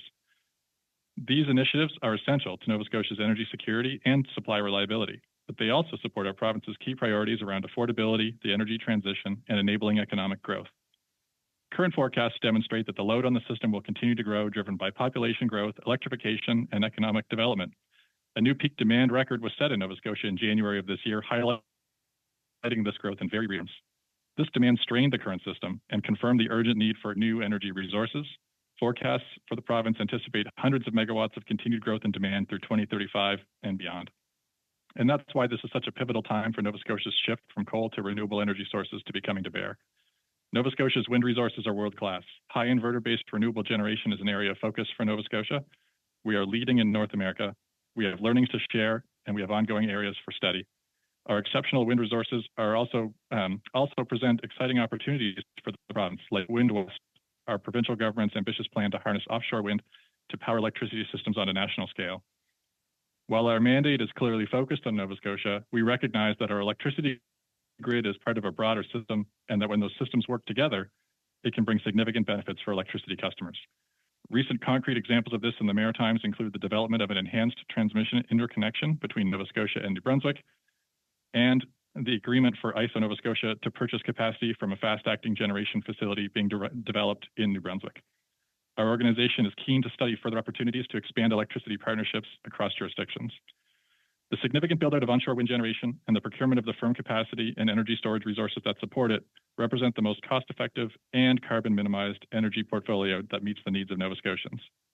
The transformation of Nova Scotia's electricity system away from coal is forecast to lead to a reduction in greenhouse gas emissions of over 90% relative to 2005 levels. This provides a solid foundation from which economy-wide electrification can lead to further carbon reductions across all sectors of the economy. This portfolio of energy resources also provides critical energy security, enabling our province to transition away from a reliance on global fossil fuel markets and instead leveraging our own domestic resources, an important advantage for this moment we're in right now. The Government of Canada has played an integral role in enabling many of the projects that underpin Nova Scotia's energy transition and system reliability, both today and in the future, through funding from programs like the Smart Renewables and Electrification Pathways Program and the Canadian Infrastructure Bank, among others. This support has a direct impact on infrastructure resilience and energy affordability in our province, and ISO Nova Scotia looks forward to future collaboration in service of our mandate to deliver a secure supply of electricity and to enable the renewable energy transition at the best possible cost to Nova Scotians. Thank you, members of the committee, for the opportunity to participate today. I look forward to answering your questions. Thank you very much for your testimony. So now we'll move for the first round of questions for 6 minutes to Mr. Rowe. Well, thank you guys for being here today. My first question is for Mr. Milligan. We may be more closely connected than you may think. Being from Newfoundland and Labrador, I worked on the Muskrat Falls project. And as you know, there's a link there with the Maritime Link that links Newfoundland and perhaps one of the largest undersea cables in the world, and for sure one of the largest in the country. And one thing that's exciting about hydroelectricity is it never runs out as long as it keeps raining, and in Newfoundland and Labrador, it always rains. My question is, with the Maritime Link, was there an initial route that may have been considered before the Maritime Link that would have been more cost effective? So I can't speak to the specifics of that project in any way that I recall on that lens. That project would have been put forward in front of the regulator here in Nova Scotia and was determined by that regulator to be the lowest cost option to supply Nova Scotian customers with the portion of the project that does supply their needs. Interesting. Yeah, one of the big rumors in Newfoundland and Labrador was that the original plan was to go from Labrador to Nova Scotia through the mainland, down through Quebec, but they ran into some interprovincial barriers. So I was just wondering if that was true or not, if you could confirm that. But it's so the Maritime Link, 25-year lifespan. Do you think that Newfoundland and Labrador would have more opportunities to offer hydroelectricity, biofuel from wood chips, or even from natural gas if we had more access to Nova Scotia through either more links through either Quebec or under the ocean, Maritime Link? Speaking specifically about the opportunities to integrate between Nova Scotia and Newfoundland, I would say that the Maritime Link has definitely brought a lot of benefit to both provinces. And one concrete example of that would be as recently as earlier this year, when it was a very cold weekend in January. I mentioned in my opening remarks that we would have set a new peak demand record in Nova Scotia. And there was a particularly important weekend where Nova Scotia was able to supply energy to Newfoundland. I think it was on the Saturday, and on the very next day, on the Sunday, Newfoundland was able to supply additional energy to Nova Scotia. And both provinces, working together through that intertie, were able to keep the lights on very cold days and through some challenging conditions for various reasons on the electricity systems of both provinces. So I use that as an example to highlight the value of greater connection between provinces. And I would say we work together with Newfoundland and Labrador Hydro and other aspects of the Newfoundland electricity system to try to find more of those opportunities all the time. And I actually remember those days. We'd all turn our electricity down and lit our wood stoves. So it was I remember that very good. But do you think that removing provincial trade barriers, one of the biggest trade barriers between Newfoundland and Labrador and Nova Scotia is the ocean. Do you think the federal government should put in some dollars, if they're going to be putting out dollars, to put another maritime link to Newfoundland and Nova Scotia so we could do more of that electricity exchange? Yeah, and I think I mentioned again in my opening remarks that the really high value that federal support can bring to those type of interprovincial projects. And I believe there was some provided for the Maritime Link project in the form of a federal loan guarantee. That was instrumental to enabling that project to go ahead. I would think that any examination of the interties between provinces benefits from that type of support. We would have recently seen approval for the new transmission intertie between New Brunswick and Nova Scotia, and that also benefited from Canada Infrastructure Bank funding that allowed it to be the most economic option for customers. Yeah, so you mentioned a lot about wind turbines, and obviously wind turbines need a complementary generation, whether that's Newfoundland's Muskrat Falls hydroelectricity, further hydroelectricity development, or even perhaps natural gas development. Is Nova Scotia looking at doing possible natural gas generation using the natural gas there to offset or be complementary to the wind turbines? Yeah, so when we develop an energy portfolio, we have to create the resource mix for customers that is lowest cost, meets our decarbonization objectives, and most importantly, maintains system reliability for customers. And as you mentioned, it's not always windy, although it's pretty windy in Nova Scotia almost as much as in Newfoundland, maybe not quite as much. And so, yes, it is very important that the system has balancing resources in order to integrate all of that wind. In Nova Scotia, we'll be developing a portfolio of firming assets or balancing resources that include energy storage. It includes the conversion of a couple of coal plants to alternate fuels, and it includes the development of new fast-acting gas generation-fired facilities. that will all work together to offset that, or integrate rather that wind energy to the system. Yeah, it's interesting that BC can't take their natural gas and turn it into electricity, and Nova Scotia can, even though we all have the same atmosphere. So it's that part kind of blows my mind. I think you guys are doing the right thing by tapping into the natural gas, and I do find it interesting. If we have to build a natural gas facility to power the grid when the wind turbines are down, I don't completely understand the economics of why we would spend the money to build a wind turbine, but I guess that's for the industry to determine on its own. But yeah, I think Newfoundland and Labrador has a lot of natural gas as well that we could turn into electricity. Do you think having some import facility in Nova Scotia to import Newfoundland LNG could be a good opportunity? In 30 seconds. Well, I would say that reliable supply of natural gas is part of the supply to those facilities, but equally and importantly for Nova Scotians, we would be designing those facilities to be dual fueled, so they also would have a backup of liquid fuel available, and that is part of ensuring that the reliability asset that they are is available. So that would be diesel, but also ability to transition to a renewable fuel over time is all part of the design of those facilities.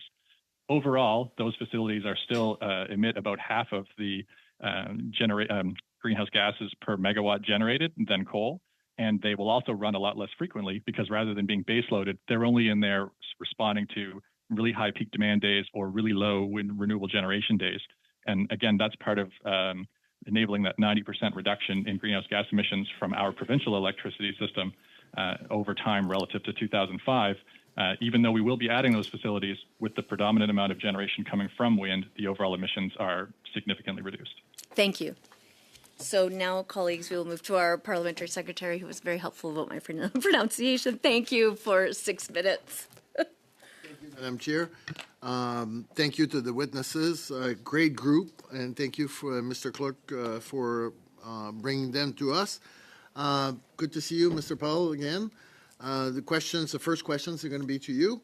I would appreciate when I listened to the four things that were important in execution, in the strategy, in the national electricity strategy the government just published, every one of those things is in the strategy.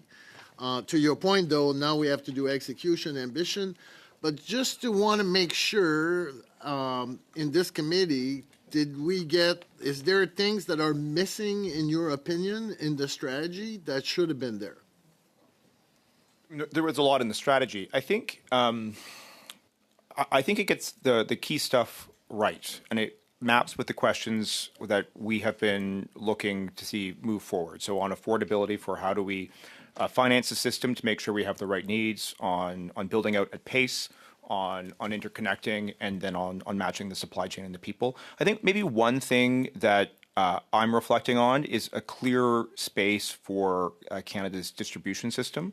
I think the government's done a very good job of thinking about ways in which it can support the build out of generation, of more and more transmission, at the welcome addition of intra-provincial. But when we get to that last mile in front of our houses, there is still a need to think about how we support the growth in that system, and there are different challenges that might come. But I think there's space to have that conversation within the context of the strategy.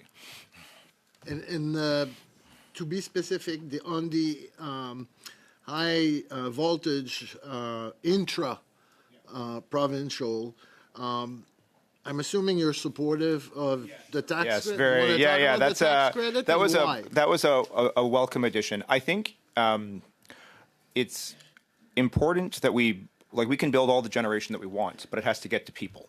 And just as we have factories and cities and highways in between, we need that within provinces for electricity. And I think a gap that we'd seen and there's a bulk of where we have to build out Canada's wires network is within jurisdictions. Provinces are quite large, as you all know. And so this focused, high-value investment in transmission to help grow the system will be very important. It's something we've been advocating for several years.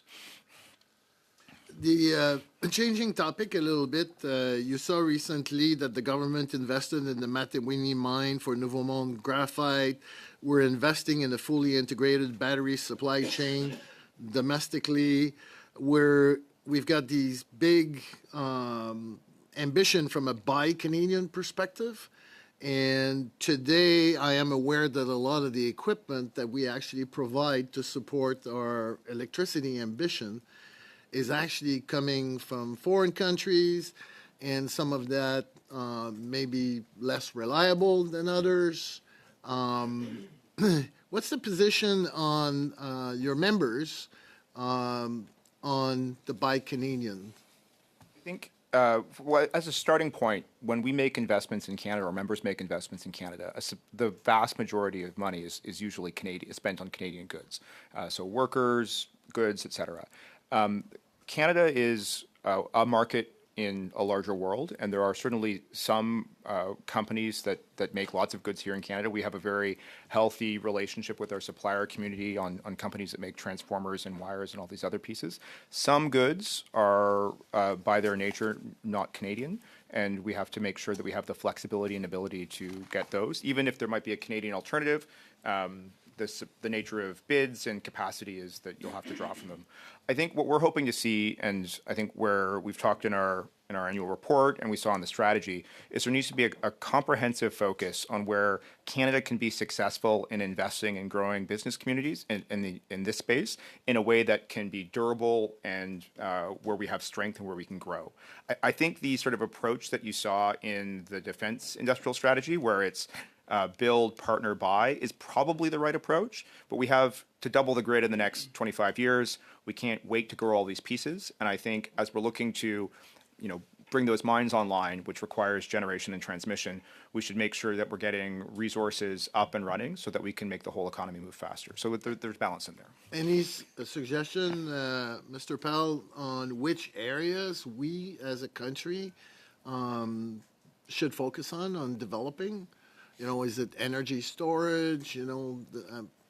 I don't want to put words in your mouth, but I'm interested. Yeah, I think I'd look at where we have success already. So Canada has a real success in developing, integrating hydroelectric systems and nuclear systems. We have companies that produce transformers of all types. We have systems integrators, and I think those are areas of strength where we can start. I think we can also look at areas where we can attract new companies, leveraging $2 trillion of spend is a lot, and so how can we identify those and build? We're doing some work through our supply chain committee looking at high voltage breakers, which is like I'm not an engineer. Someone else could probably speak to what they do. But there is a shortage. Yeah, right. I don't have one of those. But there is a shortage and an opportunity. And so we're working with our members and looking at areas where is there opportunities for partnerships with suppliers to build those. And we've already seen that happen in the transformer space in Ontario and elsewhere, where local Canadian companies are looking to expand their system, and where partnerships with our members and governments of all types have allowed growth to happen and see that growth from there. We should seize this opportunity. It's a real export chance beyond what we have here as well. Thank you. That concludes your exchange. And so now we'll move for 6 minutes to Monsieur Simard. Merci beaucoup, Shannon. Thank you very much, Shannon. Monsieur Breton, maybe I'd like to get back on an element in your speech that you touched on, but I think it's fairly important.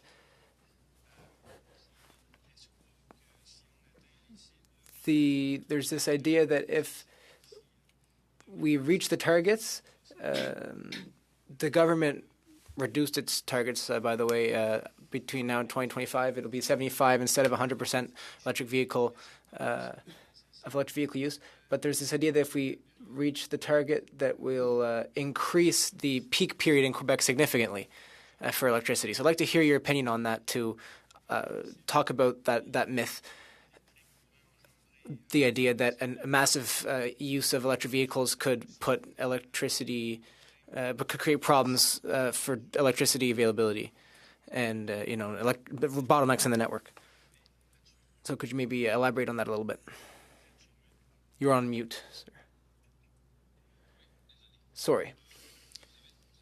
You are right. It's part of the myths that you hear, the idea that the network will literally fall apart if there's an increase if a continued increase in electric vehicle use in Canada or Quebec or wherever. I'll give you an example. People don't often differentiate between electric vehicle sales and the electric vehicle fleet. 22% of vehicles sold in Quebec are electric in March, for example, but the fleet is still 7%. So the amount of vehicles on the road doesn't correspond to electric vehicle sales. 4 years ago, we were at 23% of the Norwegian electric fleet was increased by 1.4%.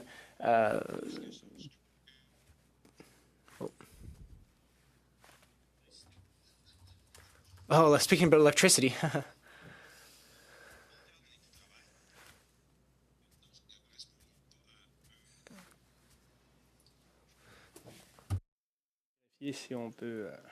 I don't know, Mr. Clerk, could we take a look? Not sure. And give time back to figure out our technical challenge.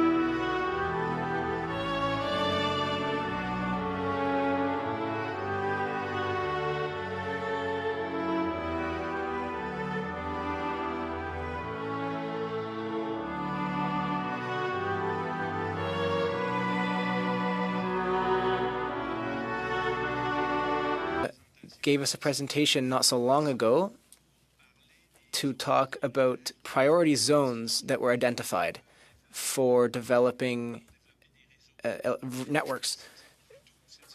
Earlier this week, Professor Pinault was here and made the point that going from a north-south network to an east-west network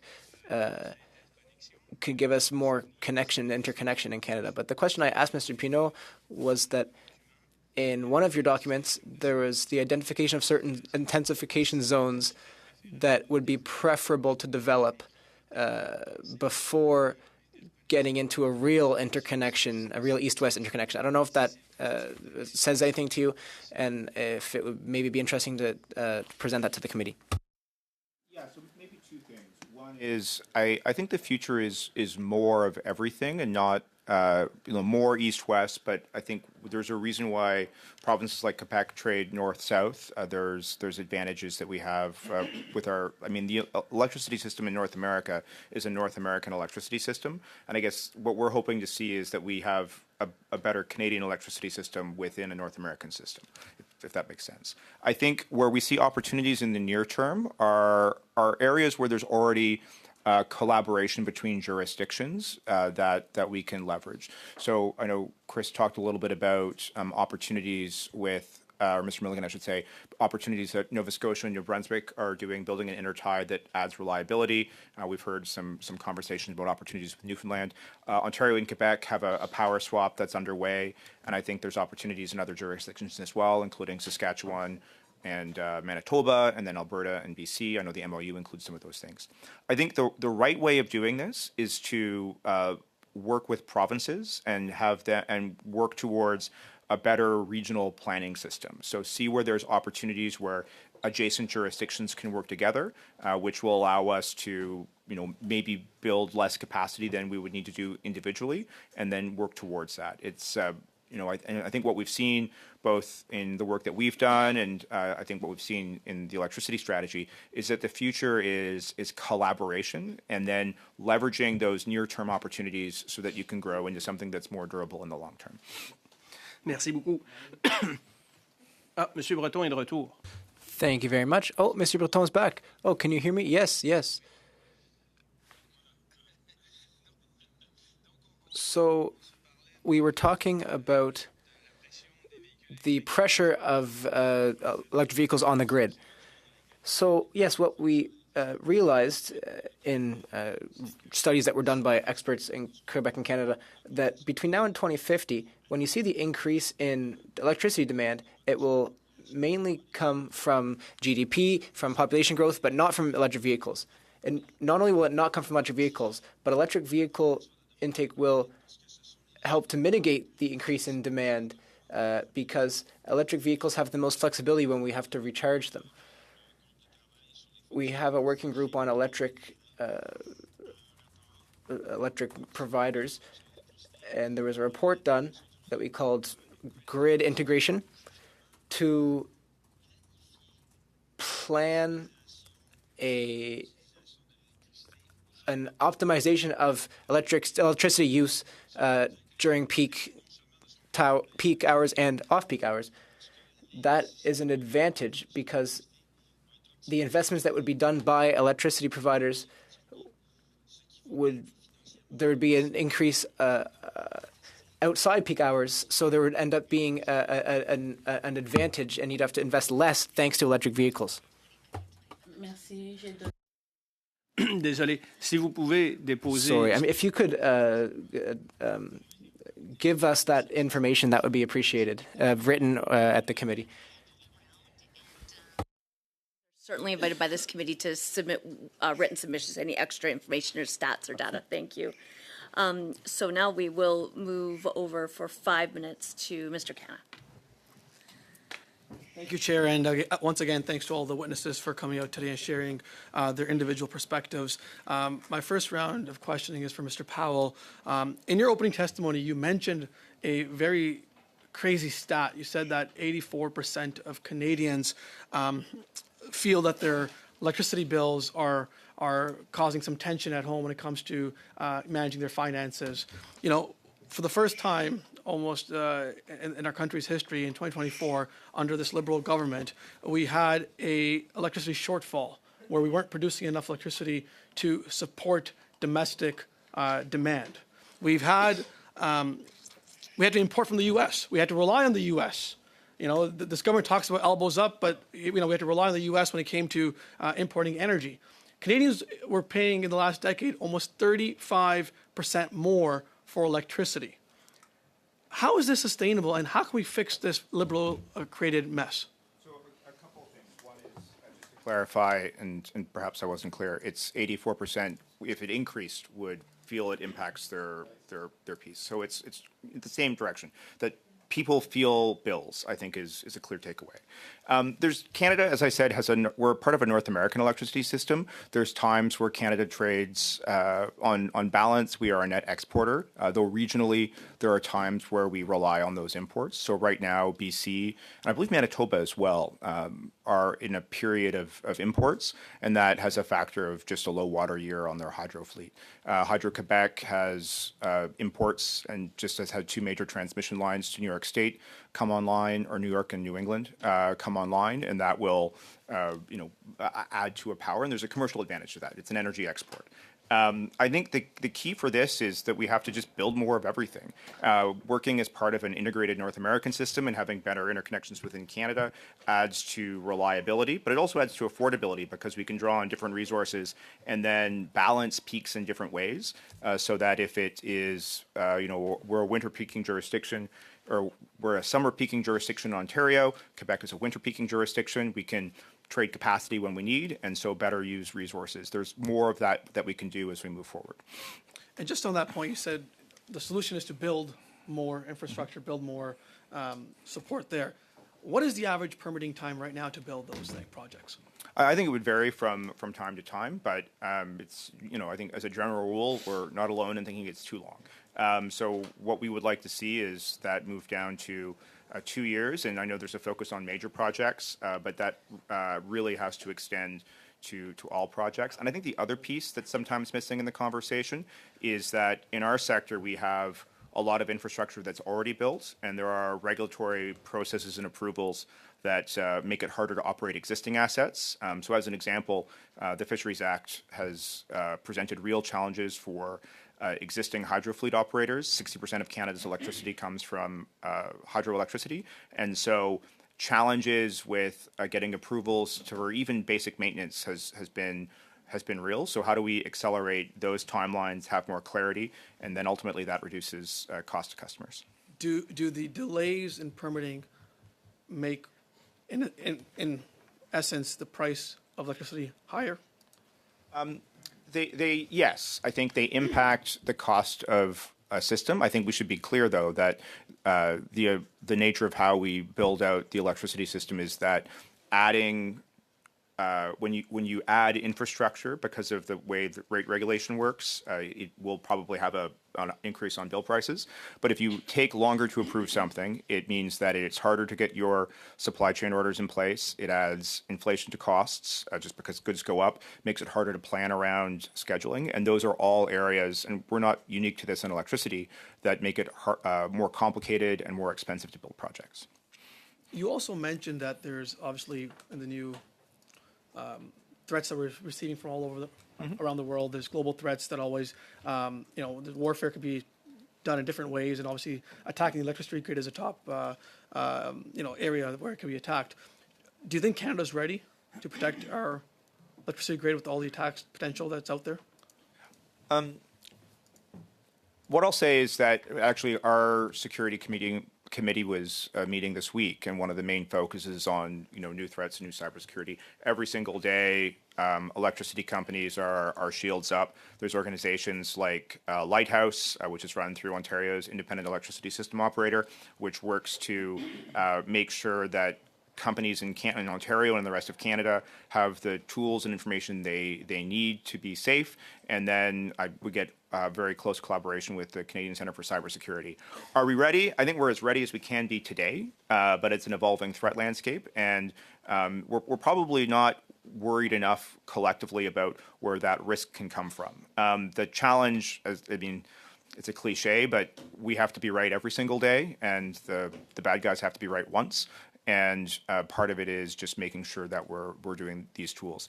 And we have a very close collaborative relationship with Canadian Centre for Cybersecurity, with Natural Resources Canada, with Public Safety Canada, and with our partners at across North America to make sure that we're aware of all the threats that we can be, and that we're as ready as we can be. Thank you. And so now we'll move over for 5 minutes to Mr. Kelleher. Thank you, Chair, and hello, colleagues, and thanks to the witnesses for some really great testimony. My questions are going to be to Mr. Milligan. Mr. Milligan, where are you at today? Where do you come from today? I'm here in Halifax today, Nova Scotia. Is it windy? Today, the flags are blowing, but I can see outside my window, and I do regularly keep track of that.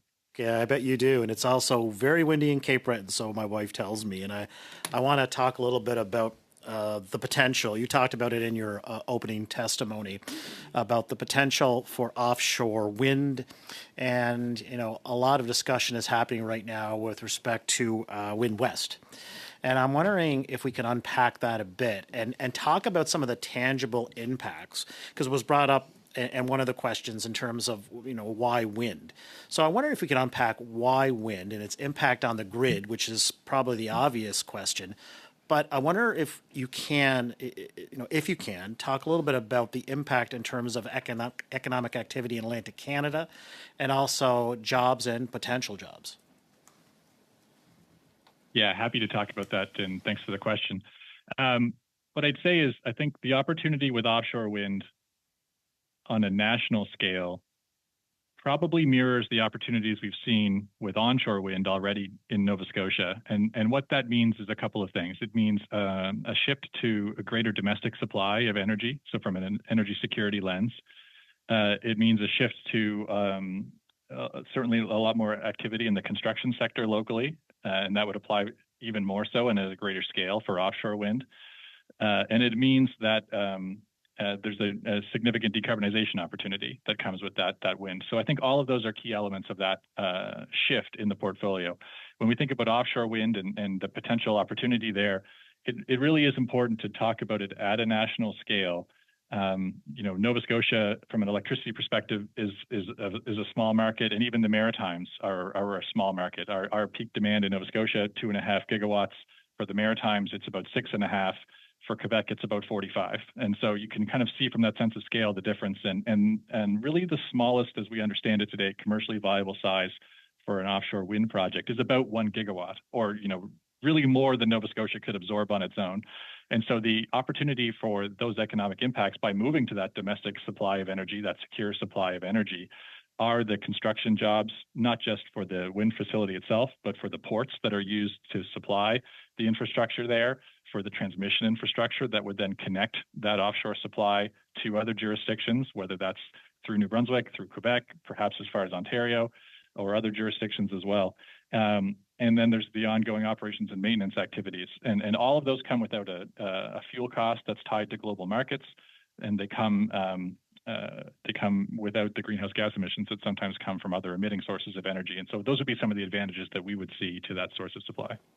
That's very helpful, Mr. Milligan. And in terms of employment, in terms of jobs, that may be a hard one to pin down. But are there estimates? And I guess that would depend on the amount of wind power you generate. But are there estimates in terms of prognostications on that in the near future and long term?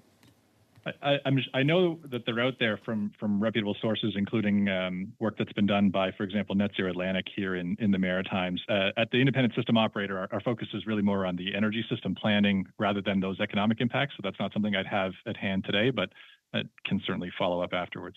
No, I appreciate that. We can pivot then to an item that the federal government recently released, the National Electricity Strategy. And I'm wondering if you could share your views on it, number one.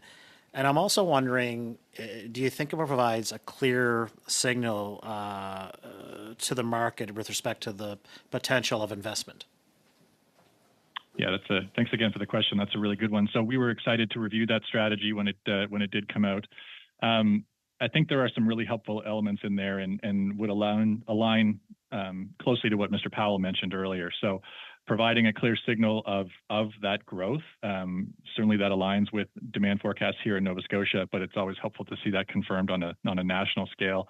I would say that the tax credit for intra-provincial, like inside the province transmission, is going to be extremely helpful from an affordability lens. And so we've discussed affordability here today already. Affordability is important, very much so, to customers in Nova Scotia.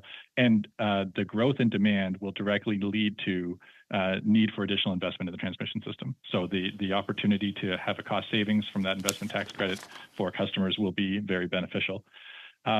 I think in terms of a direct signal on economic growth and investment, I think the other one that was helpful was, and we see this through the lens of our energy resource procurement activities, continuing to get greater clarity on the emissions policy framework going forward will be very helpful to enabling and unlocking some of those investments, I think. And so that clarity that was provided on the trajectory for the carbon price in parallel with that electricity system release and the to-come discussions around the clean electricity regulations will be important to unlocking some of the investments in those balancing resources we discussed earlier. So I think I would say helpful to see the signal in the report, more to come from there in terms of how that unfolds the balance of the year. Thank you very much. Yes, Thanks, gentlemen. And so now we will move to, I had forgotten earlier. Sorry about this. Mr. Samar for 2.5 minutes. I'm afraid we're not going to get another chance, but indeed you will. Oui, 2 minutes 30. 2.5 minutes is not long, but I'll try to do it quickly. Mr. Powell, Mr. Breton, you know that China has made it to 32% of their energy that is electric. That's incredible. It's enormous, and it's notable that China is at the forefront of battery.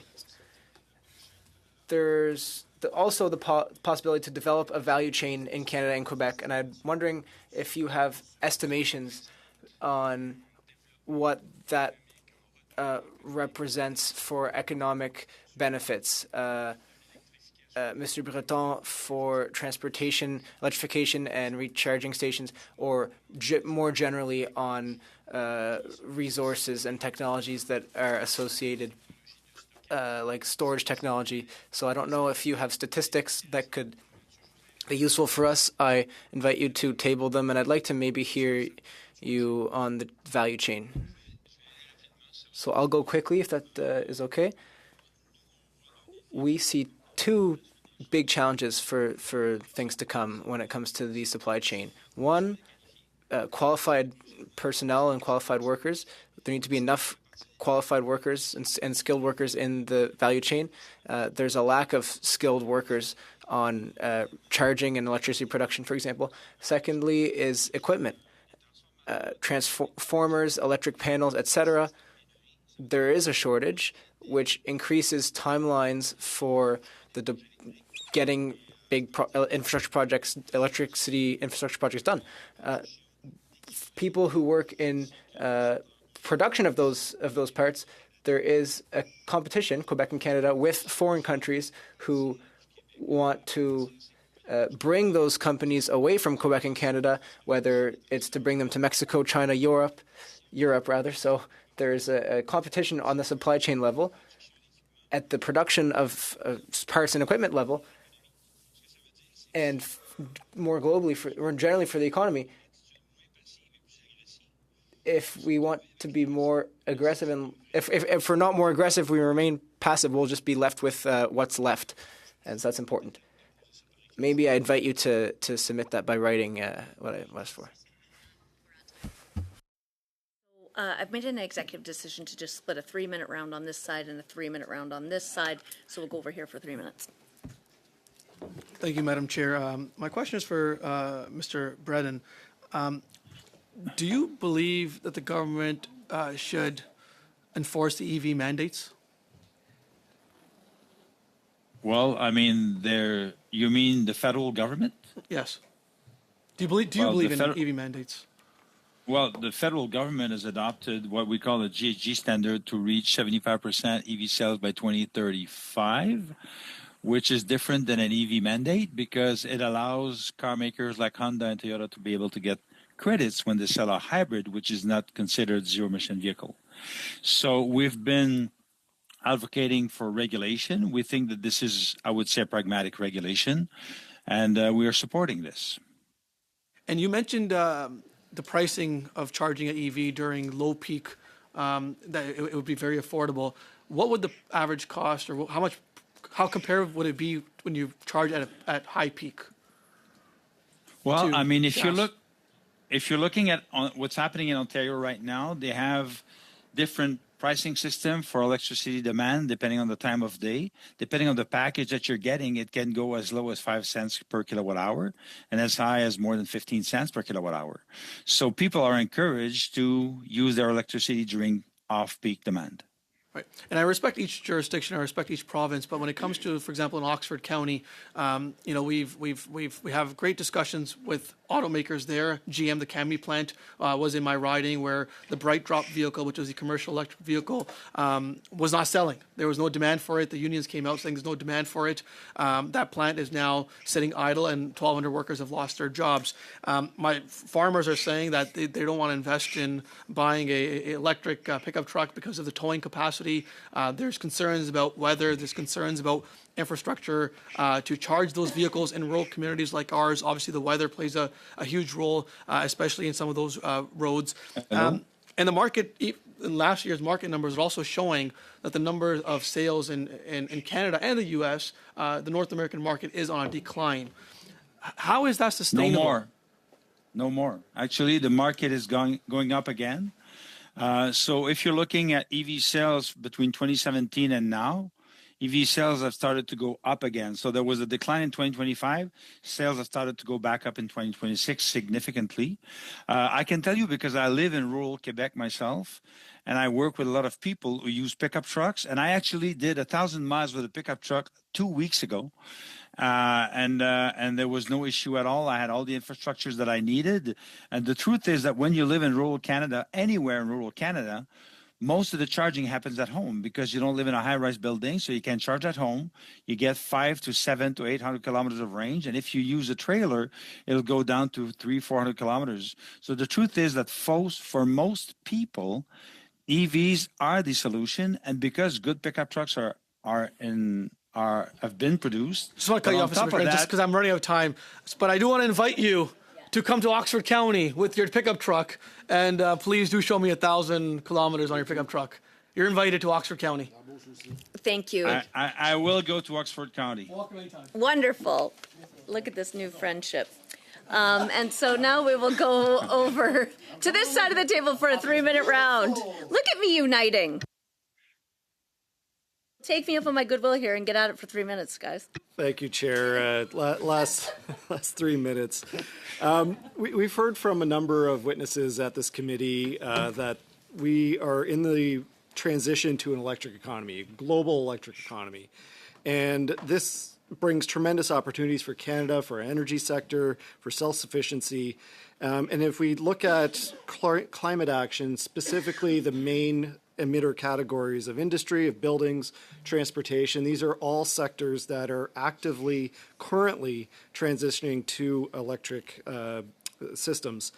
So, we talked about, Mr. Powell, about how Canada's grid is already one of the cleanest in the world. There's some regional differences. Saskatchewan, Nova Scotia, still using coal. But just as a priority for our energy security, our self-sufficiency as a nation, how important is it for Canada to be proactive in that transition to the electric economy? And how do we make sure that we have both the production and the transmission in place to take advantage of that global trend? Maybe just as a start, electricity is really the only industrial sector that's meaningfully reduced its carbon emissions since 2005. It's about 60% overall, and some of the largest as a percentage are actually in places like Alberta, where the phase out of coal has seen dramatic reductions in carbon emissions. And so we should remember that when we think about these things. The opportunity for our electricity right now, give or take, we have about 50 megatons of emissions.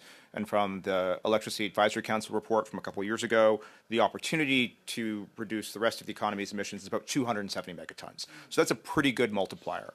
And what I would suggest that as we think about building out the electricity system, the focus should be on making sure that it's reliable, that it's affordable and available. And broadly, that is going to be in a non-emitting categories as places like Ontario and Saskatchewan add new nuclear plants, as we build out wind and solar elsewhere, and balance resources with our hydro. And so that gives us the opportunity to grow the system, see a shift to electrification, be it in cars or in buildings, and that will be a real and meaningful emissions reductions. This is a place where emissions intensity, of which the electricity sector is as good as it's going to get, is great and getting better, really is the measure that we should think about for our climate ambitions when it comes to fuel switching and increasing the system. And just real quick in 10 seconds, the risk to Canada's economy if we're not at the forefront. If we don't get it right, we're just not going to grow. Electricity is a proxy for GDP, I think. So, thank you, Chair. And you do have 15 more seconds if you want to add anything. We'll see those 15 seconds and get some ribs. Okay, well, thank you. Thank you, colleagues, and thank you to all of the witnesses here today for your informative expertise, for sharing your knowledge and your perspectives with us. Colleagues, we'll stick around here to deal with an issue before you all depart. So we'll just, on behalf of the committee colleagues here, I'd like to thank the witnesses for joining us today. And you can go on with your lives, and I'll hold these folks back while we just deal with a housekeeping issue. Thank you. No, Merci. I don't think I gavel right now, because do I? Because we got to deal with something. Yeah. Yeah, so there.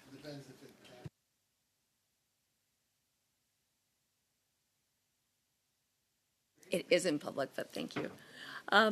So witnesses, or not witnesses, but colleagues, my understanding is that we are required to pass a motion pursuant to this joint informal meeting with the UK House of Commons Energy Security and Net Zero Committee that will take place on June 9th, 2026. And so in advance of that meeting, the following motion must be adopted, which is that the committee meet in camera in an informal meeting with the United Kingdom's House of Commons Energy Security and Net Zero Committee, and that the committee defray the hospitality expenses related to the meeting. Is it the pleasure? Are they bringing the king? Okay. Is it the pleasure of the committee to adopt this motion? Thank you, colleagues. And our next meeting will be on Tuesday, June 2nd, where we'll continue this current study. So is it the will of this committee to adjourn the meeting? Yes. Thank you. Should I really bang the heck out of this?